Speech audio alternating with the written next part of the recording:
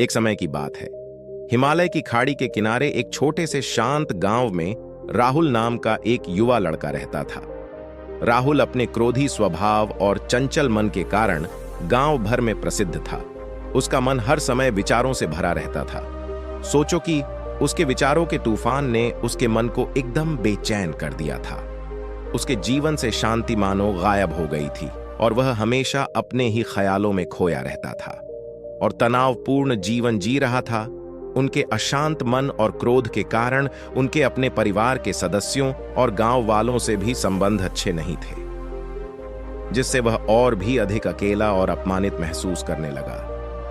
वह और भी अधिक मानसिक तनाव की स्थिति में चला जाता है। एक समय की बात है, राहुल अपने गांव की गलियों में घूम रहा था। तभी उनकी मुलाकात एक बौद्ध भिक्षु से हुई जो एक पेड़ की छाया के नीचे ध्यान में बैठे थे। बौद्ध भिक्षु के चेहरे से निर्मल शांति की आभा झलक रही थी। इस असीम शांति में राहुल बौद्ध भिक्षु की ओर आकर्षित हुआ। जब राहुल बौद्ध भिक्षु के करीब आया तो उसे अपने आसपास एक सकारात्मक ऊर्जा का एहसास हुआ। भारत को एहसास हुआ कि इस असीम शांति और सकारात्मक ऊर्जा का स्रोत कहीं न कहीं इस बौद्ध भिक्षु के भीतर ही है। इसलिए वह वहीं बैठकर उसकी आंखें खुलने का इंतजार करने लगा। थोड़ी देर बाद जब बौद्ध भिक्षु की आंख खुली तो उसने एक युवा लड़के को अपने सामने बैठा पाया, जो बहुत तनावग्रस्त और नकारात्मक भावनाओं से भरा हुआ लग रहा था।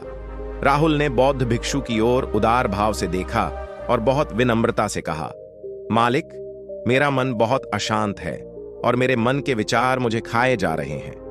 मुझे एक पल के लिए भी शांति महसूस नहीं होती। क्या आप मुझे सिखा सकते हैं कि मैं अपने अशांत मन को कैसे शांत करूं? बौद्ध भिक्षु ने राहुल की पीड़ा को समझते हुए करुण दृष्टि से देखा और कहा, मेरे प्यारे बच्चे, मैं तुम्हें एक कहानी सुनाना चाहता हूं। इस कहानी में मानसिक शांति और खुशी के रहस्य छिपे हैं। क्या आप कहानी सुनना चाहेंगे? राहुल ने हाँ में सिर हिलाया और पूरी एकाग्रता से कहानी सुनने को तैयार हो गया। उनके अंदर जिज्ञासा चरम पर थी। वो कहानी सुनने को बेताब था। बहुत समय पहले की बात है। एक नगर में शक्ति नाम का एक आदमी रहता था। शक्ति बेहद महत्वाकांक्षी व्यक्ति थे और उन्हें हर काम में लोगों से मदद की जरूरत पड़ती थी। यदि उसे किसी से असफलता और बुराई सुनने को मिलती थी तो वह गहरी चिंता और तनाव में चला जाता था। उनका मानना था कि सफलता और भौतिक शक्तियां वांछित खुशी देंगी, लेकिन वह जितना सफलता और प्रशंसा के पीछे भागता था उतना ही मानसिक तनाव में डूबता जाता था। लेकिन अचानक शक्ति का सामना उस समय के मशहूर बौद्ध भिक्षु से हो गया, जिसका नाम महाकौशल था। महाकौशल अपने शिष्यों को ध्यान की शिक्षा देते थे और वह स्वयं एक बहुत ही ध्यानमग्न और प्रबुद्ध व्यक्ति थे। महाकौशल की अद्भुत एकाग्रता से प्रभावित शक्ति ने उनसे अपने भटकते मन को शांत करने का उपाय जानना चाहा।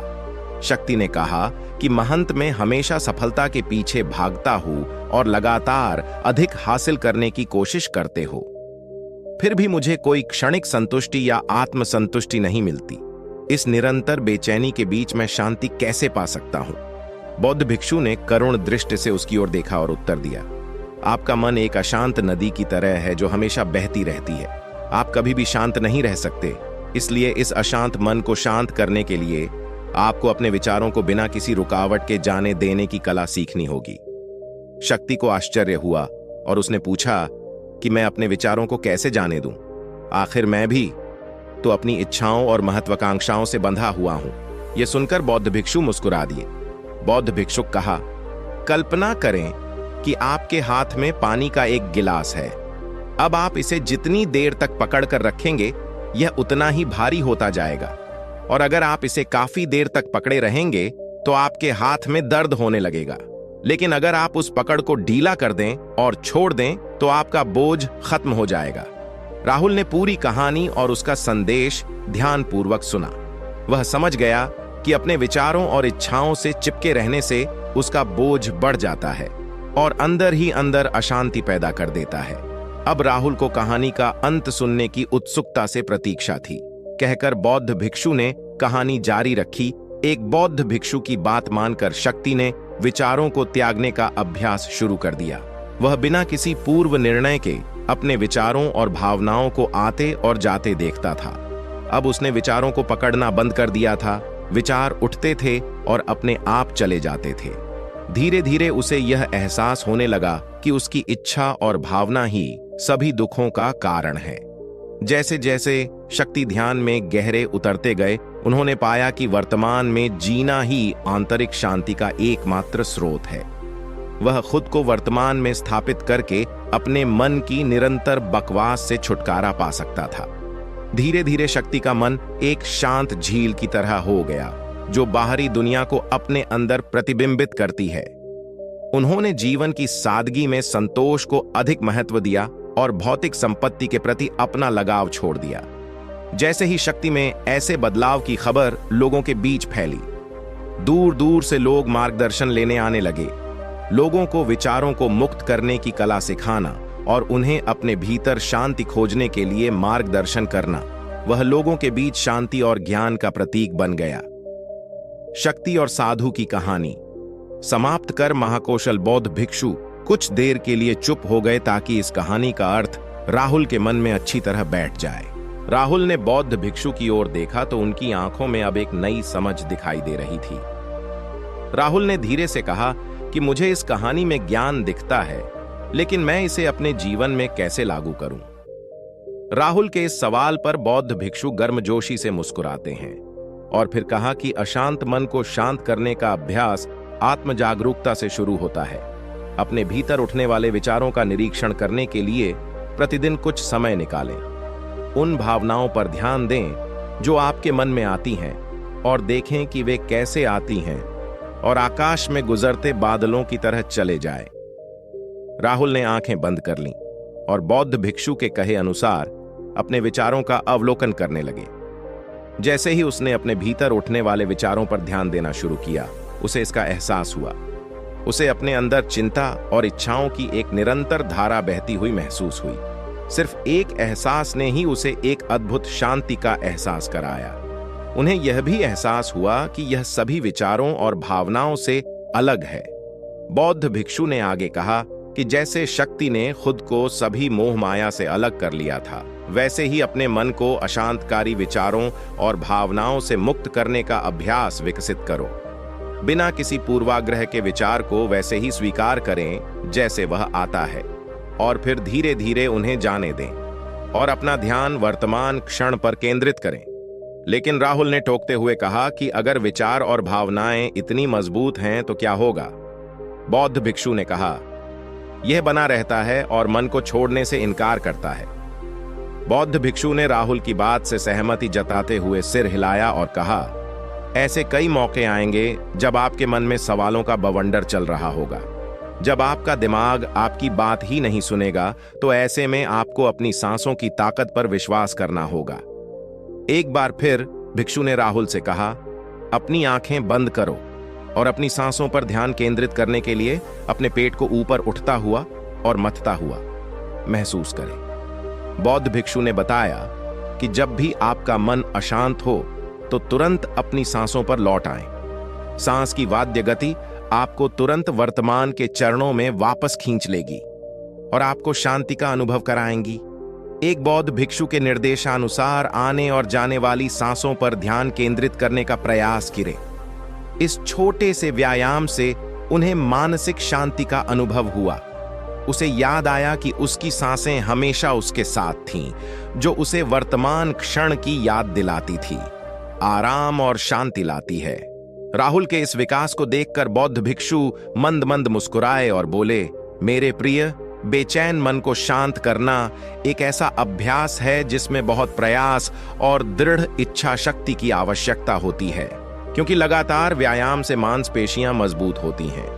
उसी तरह नियमित अभ्यास से मन भी शांत होता है। स्वीकृति में सिर हिलाते हुए इस बौद्ध भिक्षु को धन्यवाद देते हुए उन्होंने वादा किया कि आज से वह अपने अशांत मन को शांत कर सकेंगे और अपनी गैर शक्तियों को मुक्त कर सकेंगे। बौद्ध भिक्षु ने राहुल के कंधे पर हाथ रखकर कहा, मुझे आपकी क्षमता पर बहुत भरोसा है और आपको जल्द ही आंतरिक शांति मिलेगी। लेकिन याद रखें कि यह आसान नहीं होगा, लेकिन अगर आप दृढ़ इच्छा शक्ति और खुले दिल से प्रयास करेंगे तो आप निश्चित रूप से वह शांति पालेंगे जो आपके अंदर है। उस दिन से राहुल अपने अशांत मन को शांत करने का प्रयास करने लगा और हर दिन ध्यान करने के लिए एक अलग समय निर्धारित किया। उसने अपने मन में उठने वाले विचारों को बिना किसी रोक टोक के जाने दिया और अपनी सांसों के जरिए खुद को वर्तमान में बनाए रखने की कोशिश की। समय के साथ अभ्यास करते हुए राहुल को अपने अंदर शांति का अनुभव हुआ। जैसे जैसे समय बीतता गया, राहुल को ज्ञान और शांति का स्रोत कहा जाने लगा। जैसे जैसे समय बीतता गया, भरत को ज्ञान और शांति का स्रोत कहा जाने लगा। ग्रामीण अपने अशांत मन को शांत करने के लिए राहुल के पास आने लगे। बौद्ध भिक्षुओं के शिक्षक दूसरों की मदद करते समय आत्म जागरूकता की शक्ति साझा करते हैं। बौद्ध भिक्षु आंतरिक शांति पाने की शिक्षा देते हैं। इसके साथ ही उन्होंने अपनी सांसों पर ध्यान देने और अपने विचारों को मुक्त करने की कला भी सिखाई। ऐसे निवासियों का विकास हुआ और उन्हें मन की अमूल्य शांति मिली।